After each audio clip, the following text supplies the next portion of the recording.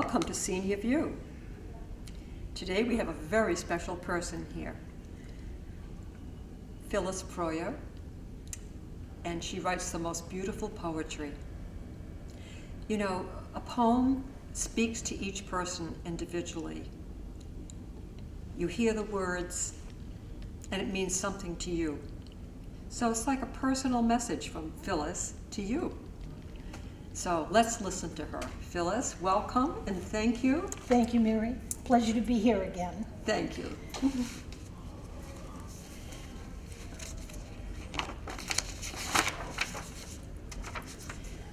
I saw a cardinal today, scarlet contrast against old snow.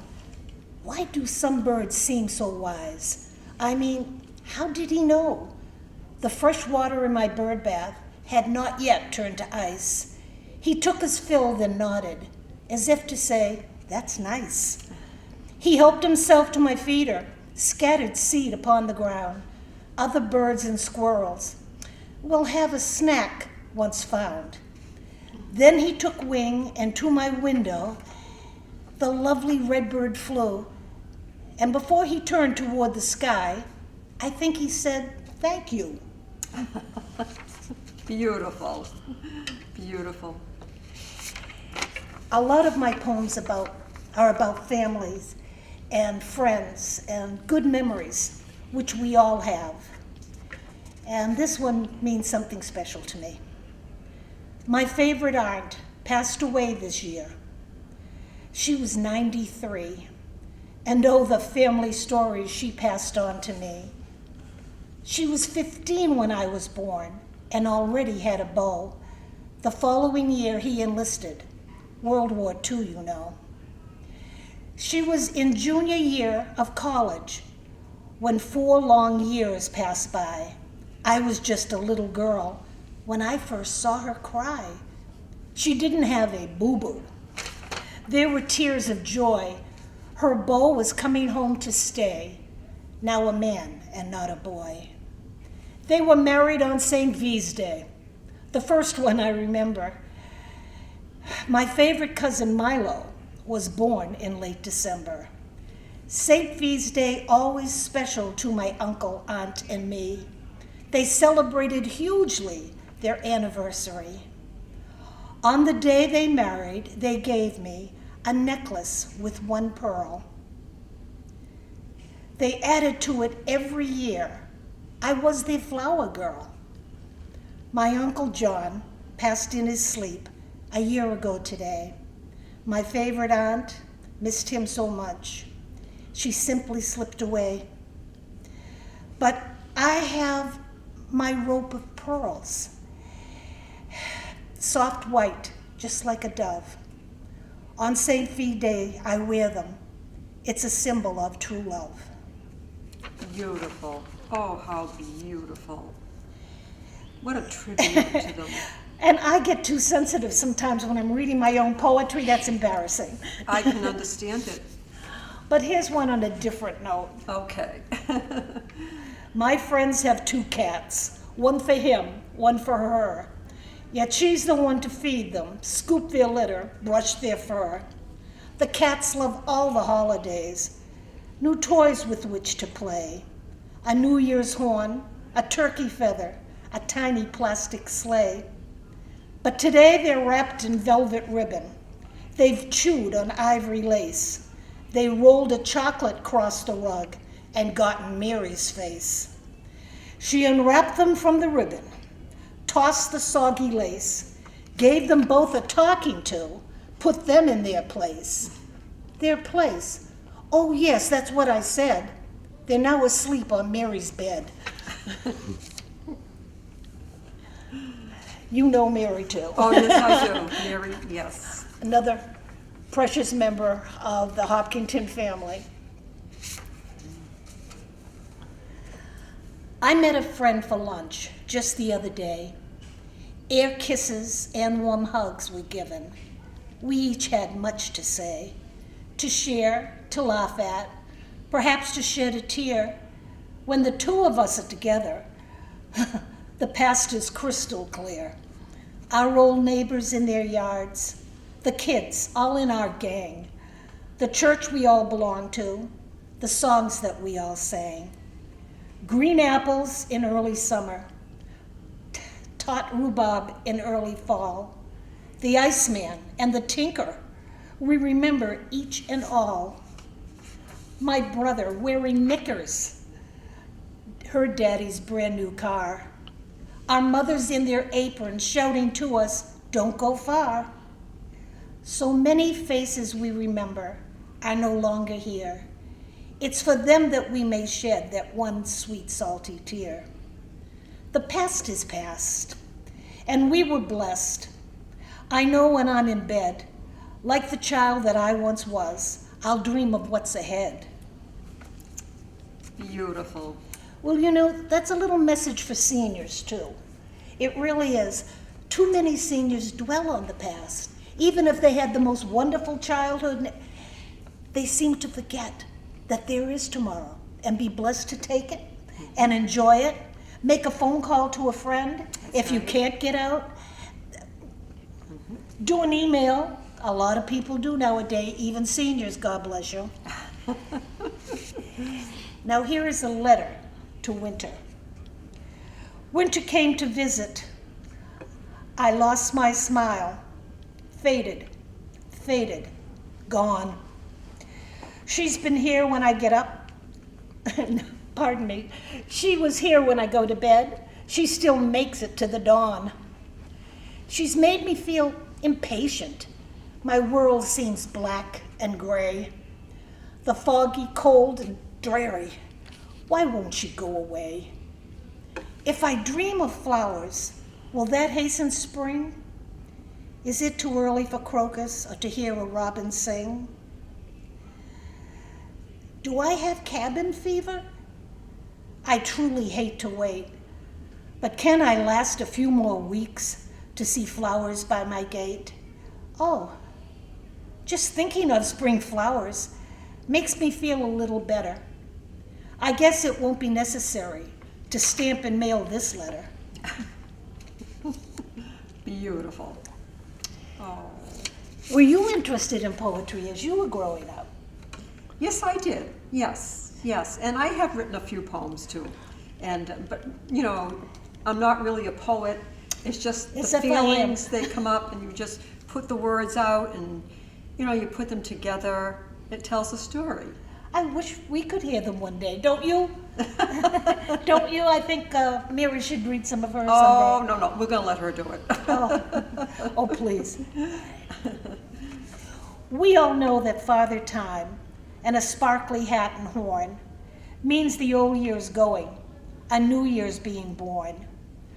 From January till December, all the holidays between, a fat gobbler, Thanksgiving, a jack-o'-lantern, Halloween, sparklers, flags, red, white, and blue, 3 ships that found their way.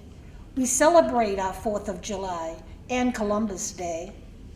A candle burning, one each night, a dreidel laying by, a manger, a tiny sleigh streaking across the sky.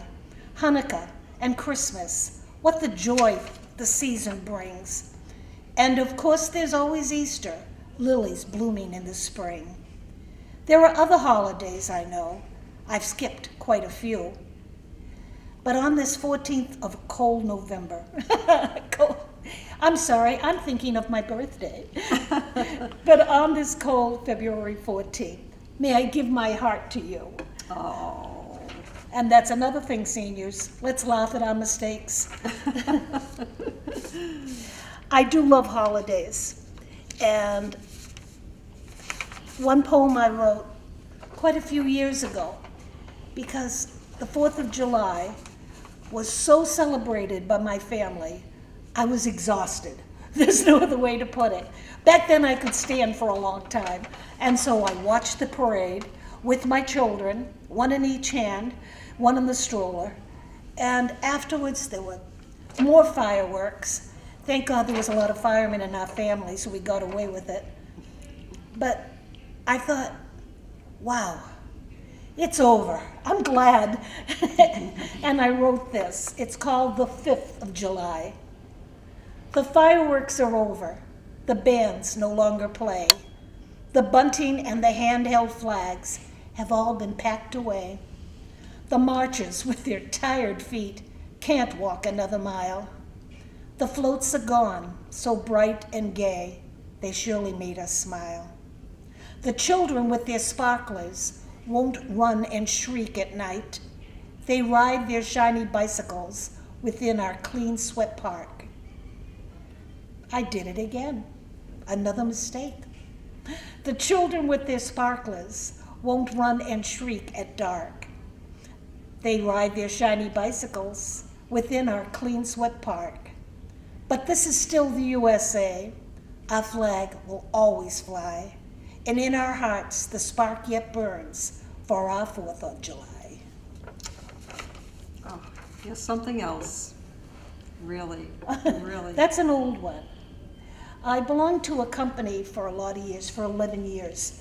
And in fact, I spoke to the old CEO and president just yesterday. We've remained friends. And we may be having a reunion soon. First thing he said was, "Are you still writing poetry?" And I said, "Yes, Mark." And he said, "We're having a reunion, probably this summer. Will you please have a couple of poems for us ready?" And no one in the world who knew Mark would say that.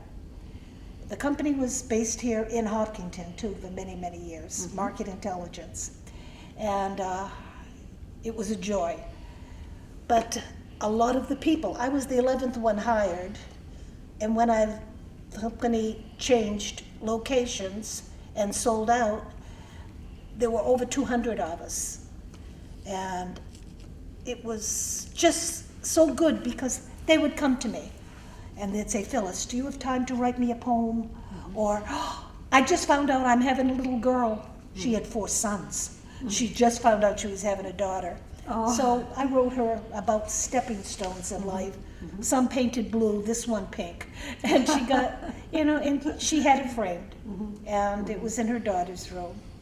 Lovely. Another friend passed away not too soon after I wrote this for her. She suffered from anorexia. She was only 43 when she died. And her mother was one of my friends growing up and actually saved my life one day. I call it Kimberlys Prayer. God bless our home and all who live here. Dear Lord, please dwell within. Let our 4 walls protect us from adversity and sin. Let this strong roof give shelter from wind and rain and storm. And may these floors lend us support to keep our hearts real warm. May all who come to visit feel the strength and love that comes from your sweet blessings below, beside, above. And when at night we rest our heads, we sleep without a fear because, dear Lord, we feel your love and know that you are here. And her aunt, who is my dearest friend today and all my life, this prayer is said every Thanksgiving with her family. Oh, beautiful. Beautiful. Now, I have no idea how much time we have left. If you'd like to talk, I do have a couple of other poems with me. What would you like to do? I know people love poetry. So if see you if don't I- mind reading a few more, we would appreciate it. Let me see what I have. Mother Nature has a wardrobe change 4 times a year. It's all of us who pay for it, some New Englanders with fear. Nor'easters, hurricanes, spring flooding, I take them all in stride. I even married in the rain and was a happy bride. But now my favorite time of year, all packed away the summer whites, out comes the brazen scarlet. It's such a lovely sight. Mother Nature is never shy, except in April's rain. Autumn is her time to flaunt it. I'm so glad it's fall again.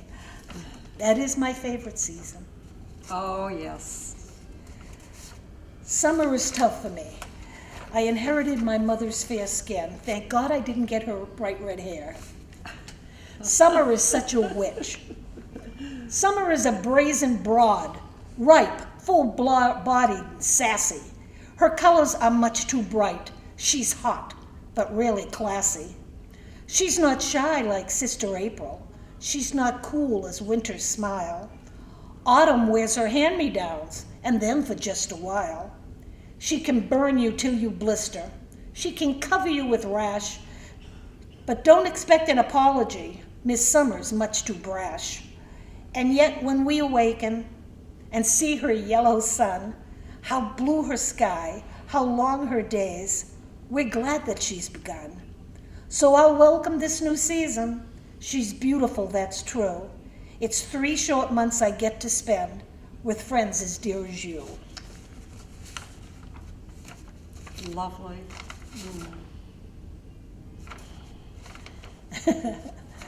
This one, I think anyone over 50 can relate to. It's called I'm as Old as I Feel. Yesterday was damp and gray. My joints all creaked with pain. I felt at least 100 with nothing more to gain. Today the sun is shining. My skin might be turning red, but I feel young and limber, at least inside my head. Is my age based upon the weather, ever changing, ever new? Or is it just my many years that affect this hazy view? Ah yes, my eyes are aging, my ears, my joints, and brain. But I've been blessed to know that I'd do it all again. So I'll pop too blue a leave and move my aging. When it comes to sitting in the rocker, well, gee, I think I'll pass. I have 2 more here, but I don't know if I have. Oh, wow, good. Good, I get to be more of a ham.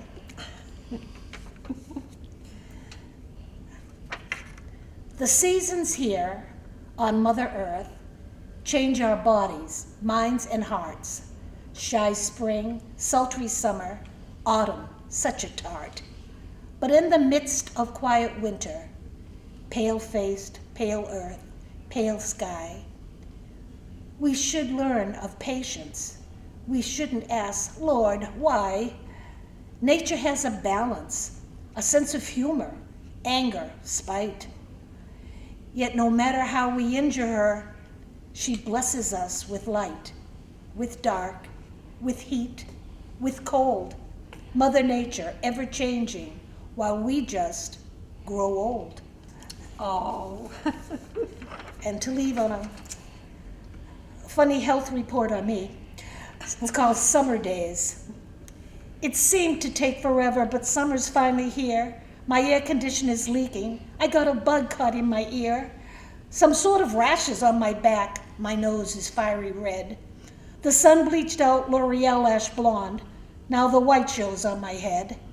Got bites on both my ankles. They've swelled to twice their size. My tummy's sick from too much fruit. Gee, that's a real surprise. I have wet spots beneath my arms. My Arm and Hammer up and died. I know I'm chafed from knees to neck. My arms and neck are fried. My neighbor's kids are out of school. Their shrieks are too darn loud.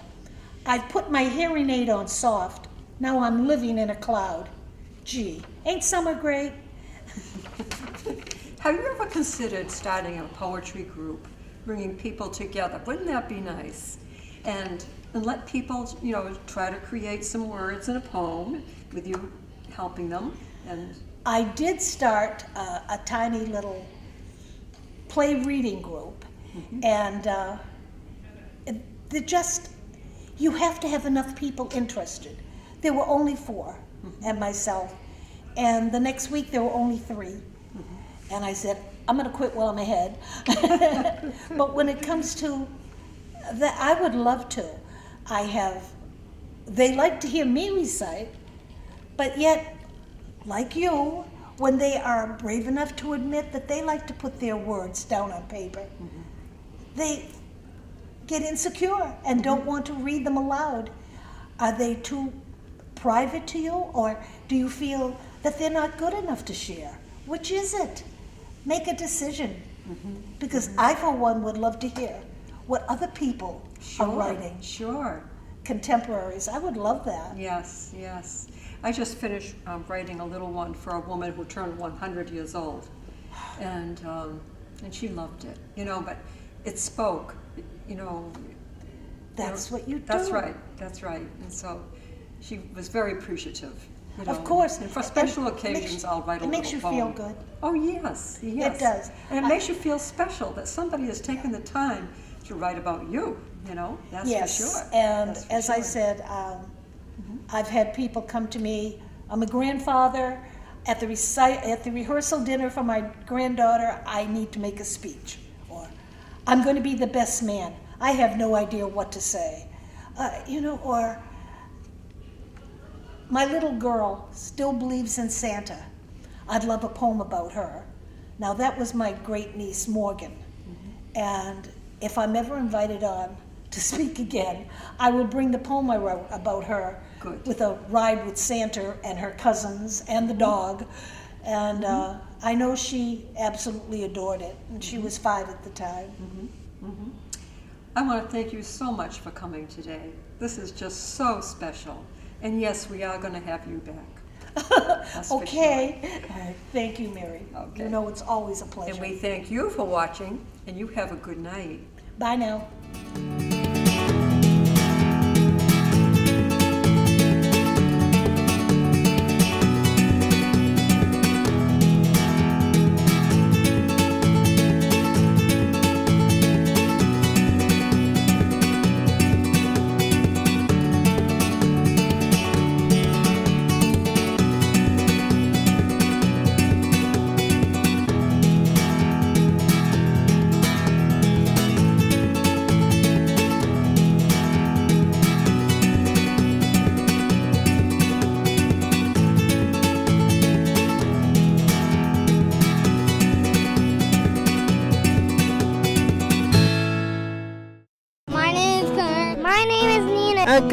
I'm Haley. Hi, Davis. Jake. We're the Hiller volleyball team. My name is Emma. My name is May. My name is Shelby. My name is Sophie. We're Alma Gal, and we love H-Camp. We love H-Camp. And I volunteer for H-Camp TV. And I watch H-Camp TV. And I love H-Camp TV. And I love H-Camp TV. We love H-Camp TV.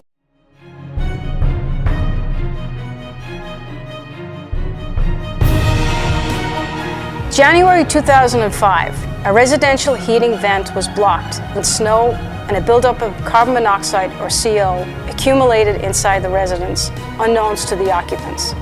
One of the occupants was a 7-year-old girl named Nicole. Nicole lost her life that night of CO poisoning. The following year, a new law came into effect requiring all residential homes to have functioning CO detectors on every level. This law is called Nicole's Law. According to the Journal of the American Medical Association, hundreds of people die every year of CO poisoning. In fact, it is the #1 poisoning killer.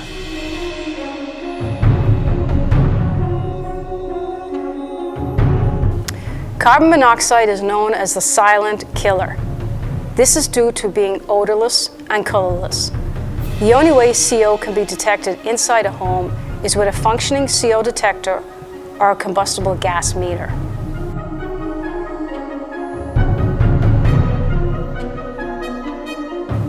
Carbon monoxide is the byproduct of the combustion of fossil fuels like wood, oil, gas, and charcoal.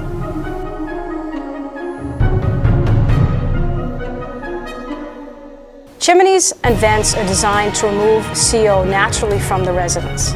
If an appliance is not functioning properly or blocked, the CO will not be evacuated and will slowly accumulate inside the home.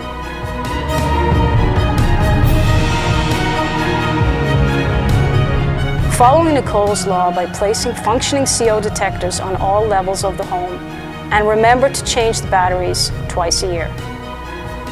Have a qualified service tech inspect all heating appliances prior to the winter months. Check chimneys, flues, and vent pipes for blocks or leaks. Never leave a vehicle running inside your garage, even if the door is open. If you have to use a generator due to a loss of electrical power to the home, position the generator's exhaust away from the home and at least 10 feet in distance. Call 911 and remove yourself, your family, and pets out into the fresh air. Do not delay by opening windows to vent your home. Leave as soon as the alarms sound.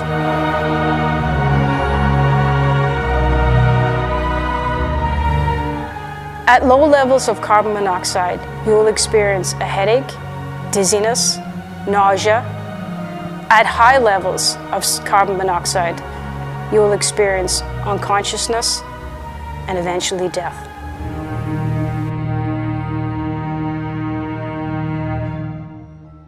Did you know there are other ways to reduce your pain besides taking medications? For example, mindfulness. I'm Dr. Mike Guidi, a family medicine doctor based in Essex County. I use mindfulness techniques with my own patients during office visits, and I'm here to tell you how you can prevent addiction. It is a way to train your brain to manage pain. Reducing your pain through mindfulness could mean you need less medication or a safer type of medication. It can also help you reduce your stress and recover from past trauma. That means you become less likely to develop an addiction, whether opioids, alcohol, or any other substance. In brain research, we scan people's brains before they start practicing mindfulness, and after they've been practicing it daily for 8 weeks. We see actual changes in the way their brains are wired. We see those people drawing more on their judgment and reasoning skills, resulting in safer behaviors.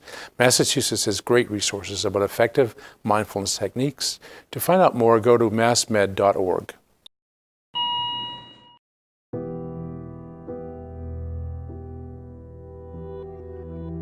Facing life's difficulties takes strength and determination.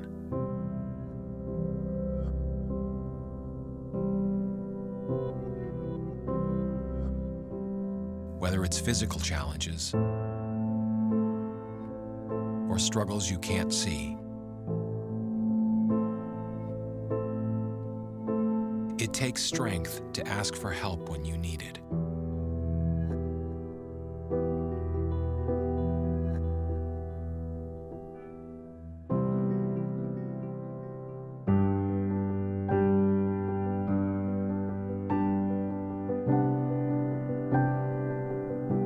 Learn how other veterans have reached out for help and hear their stories of strength and recovery at maketheconnection.net.